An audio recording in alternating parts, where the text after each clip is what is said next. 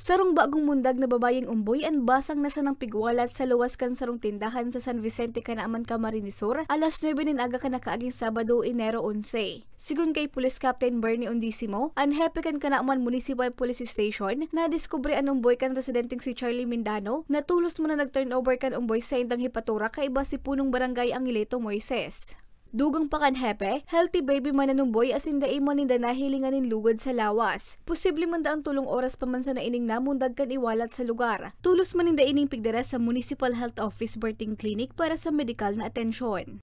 May namumundo, may nauma sa parte katong mga mayo pang-api kasi gusto nila mag-adapt. Pero ang ano po dyan is safe so aki, healthy ang aki, na safe ka.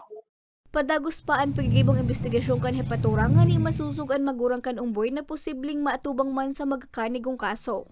Sa muya po na nasa law enforcement. So kung isa man po dyan itong mga particular po itong mga estudyante na teenage pregnancy, sana dahil ka mo mag-abot sa araw kaya ninadesisyon na after pangapi iwawalat ang umboy kung sa na. So may mga man po kita, may mga agency na po possible magtabang, yaon ng family, so maging open sa family.